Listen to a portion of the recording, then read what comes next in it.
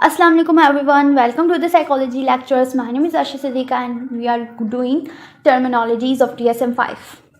Hypersomnia जो से वो एक्सेसिव स्लीपीनेस है जिसमें ये इंसान को सोए रहने की दिल करता है और वो बहुत ज़्यादा सोता है। ठीक है, लाइक कि हमने हाइपरसोमनोसिस में पढ़ा भी था कि वो 9 घंटे तकरीबन एक्स्ट्रा सो रहा होता है और उसके बावजूद उसको अलर्ट स्टेज में नहीं वो रह पा रहा होता और स्लीपीनेस उसमें रहती है, फटीग्ड रहती है और थकन सी जिस्म टूट रहा हो जैसे उसको फील हो रहा होता है। ठीक है, यही यहाँ पे difficulty maintaining an alert awake state during the day और undesired daytime sleep episodes और डे टाइम स्लीप एपिसोड्स भी अनडिज़ायर्डली ज़्यादा होते हैं उसमें। और इसको सोमनोसिस में उन्होंने यहाँ पे लिखा भी है सोमनोलेसेंस में, आप इसको देख भी सकते हैं। उसके अलावा हम लोगों ने एक और बात की थी, वो ये चीज़ अभी मैं पीछे भी आपको एक वीडियो और में बताया कि हम इन टर्मिनोलॉजीज़ को एज ए सिम्टम डिस्क्राइब करने के लिए इस्तेमाल करते हैं। ठीक है, एक सिम्टम को डिस्क्राइब करने के लिए हम जब प्रेजेंटिंग कंप्लेंट्स या सिम्टम्स लिखते हैं तब इनको यूज़ करते हैं। एक प्रेजेंटिंग कंप्लेंट्स तो खैर हम पेशेंट के वर्बेटम में लिखते हैं, जो पेशेंट बोलता है वैसे लिखते हैं, और सिम्टम्स में हम अपने वर्बेटम में अपने तौर पे लिखते हैं, तो वहाँ पे हम टर्मिनोलॉजीज़ का यूज़ करते हैं।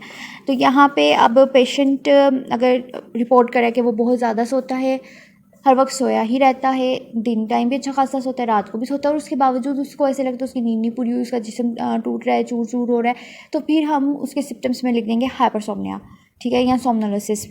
ठीक है, उसके बाद फिर ये तो हमारे पास एक सिम्टम आ गया ना, उसके बाद फिर हम मे भी हाइपरसोमनोसिस का जो सा पूरा एक क्राइटेरिया है वो रीड करें। अगर वो पूरा का पूरा क्राइटेरिया उस पर फॉल कर रहा है, लेकिन जाहिर सी बात है उसमें ये एक और टर्म एक है डिफरेंशियल डायग्नोसिस का कि उसका वो प्रॉब्लम जो उनसे किसी दूसरे मेडिकल कंडीशन या किसी दूसरी मेंटल डिसऑर्डर की वजह से ना हो, या फिर कि कोई भी मेडिकल या सब्सटेंस इफेक्ट ना हो। अगर सब्सटेंस इफेक्ट भी नहीं मिल रहा, मेडिकल और मेंटल डिसऑर्डर कोई दूसरे के साथ भी नहीं मिल रहा वो एक सिम्टम, तो फिर हम मे बी उस स्लीप डिसऑर्डर की तरफ जा सकते हैं, वरना हम उसको एज ए सिम्टम ही लेके चलेंगे।